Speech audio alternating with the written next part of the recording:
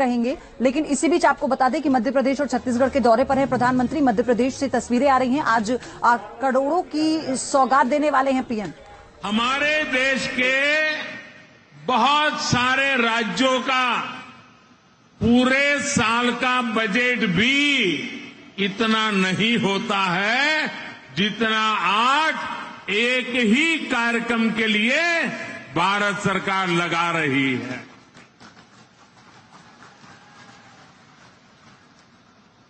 ये दिखाता है कि मध्य प्रदेश के लिए हमारे संकल्प कितने बड़े हैं। ये सारे प्रोजेक्ट्स आने वाले समय में मध्य प्रदेश में हजारों हजार युवाओं को रोजगार देंगे। ये परियोजनाएं गरीब और मध्यम वर्गीय परिवारों के सपनों को सच करने वाली है।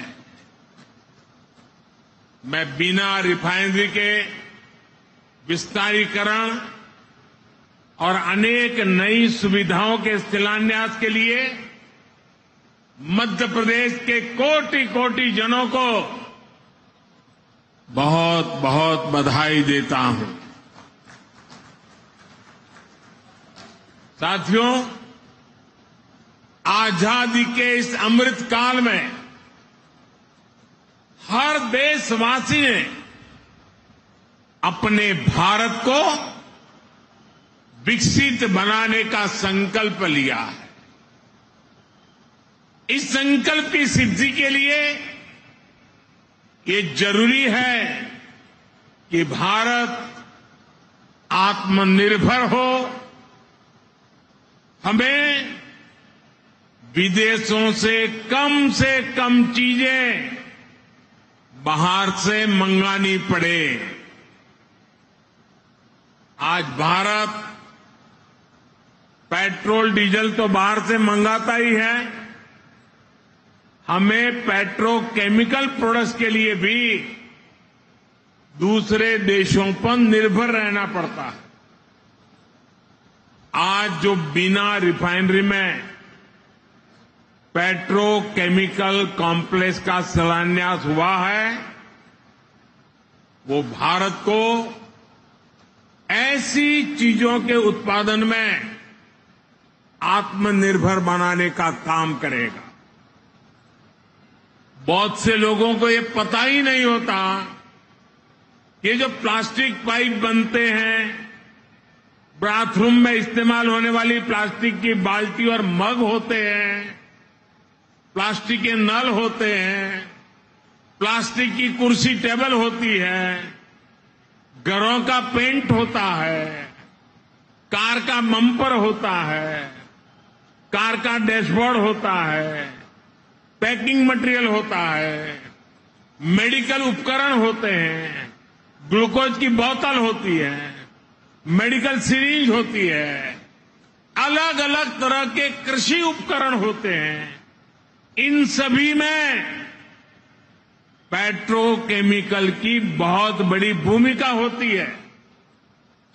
अब बीना में बनने वाला ये आधुनिक पेट्रोकेमिकल कॉम्प्लेक्स इस पूरे क्षेत्र को विकास की नई ऊंचाई पर ले देगा, ये मैं आपको गारंटी देने आया हूं। इससे यहां नई नई इंडस्ट्री आएगी, यहां के किसानों, यहां के छोटे उद्यमियों को तो मदद मिलेगी ही। सबसे बड़ी बात है, मेरे नौजवानों को रोजगार के भी हजारों मौके मिलने वाले हैं। आज के नए भारत में मैन्युफैक्चरिंग सेक्टर का भी कायाकल्प हो रहा है। जैसे जैसे देश की जरूरतें बढ़ रही हैं, देश की जरूरतें बदल रही है, मैन्युफैक्चरिंग सेक्टर को भी आधुनिक बनाना उतना ही जरूरी है। इसी सोच के साथ आज यहां इस कार्यक्रम में एमपी के 10 नए इंडस्ट्रियल प्रोजेक्ट पर भी काम शुरू किया गया है। नर्मदापुरम में रिन्यूएबल एनर्जी से जुड़ी मैन्युफैक्चरिंग जोन हो, इंदौर में 2 नए आईटी पार्क्स हो, रतलाम में मेगा इंडस्ट्रियल पार्क हो, ये सभी मध्य प्रदेश की औद्योगिक ताकत को और ज्यादा बढ़ाएंगे। और जब मध्य प्रदेश की औद्योगिक ताकत बढ़ेगी तो इसका लाभ सबको होने वाला है। यहां के नौजवान, यहां के किसान, यहां के छोटे छोटे उद्यमी, सभी की कमाई बढ़ेगी। सभी को ज्यादा से ज्यादा नए अवसर मिलेंगे। मेरे परिवारजनों, किसी भी देश या फिर किसी भी राज्य के विकास के लिए जरूरी है कि पूरी पारदर्शिता से शासन चले, भ्रष्टाचार पर लगाम कसी रहे। यहां मध्य प्रदेश में आज की पीढ़ी को बहुत याद नहीं होगा, लेकिन एक वो भी दिन था जब मध्य प्रदेश की पहचान देश के सबसे खस्ता हाल राज्यों में हुआ करती थी। आजादी के बाद जिन्होंने लंबे समय तक एमपी में राज किया, उन्होंने भ्रष्टाचार और अपराध के सिवाय एमपी को कुछ भी नहीं दिया। दोस्तों, कुछ भी नहीं दिया। वो जमाना था एमपी में अपराधियों का ही बोलबाला था। कानून व्यवस्था पर लोगों को भरोसा ही नहीं था। ऐसी स्थिति में आखिर मध्य प्रदेश में उद्योग कैसे लगते? कोई व्यापारी यहां आने की हिम्मत कैसे करता? आपने जब हम लोगों को सेवा का मौका दिया, हमारे साथियों को सेवा का मौका दिया, तो हमने पूरी ईमानदारी से मध्य प्रदेश का भाग्य बदलने का भरसक प्रयास किया है। हमने मध्य प्रदेश को भय से मुक्ति दिलाई, यहां कानून व्यवस्था को स्थापित किया। पुरानी पीढ़ी के लोगों को याद होगा कि कैसे कांग्रेस ने इसी बुंदेलखंड को सड़क, बिजली और पानी जैसी सुविधाओं से तरसा कर रख दिया था। आज भाजपा सरकार में हर गांव तक सड़क पहुंच रही है, हर घर तक बिजली पहुंच रही है। जब यहां कनेक्टिविटी सुधरी है तो उद्योग धंधों के लिए भी एक सानुकूल, पॉजिटिव माहौल बना है।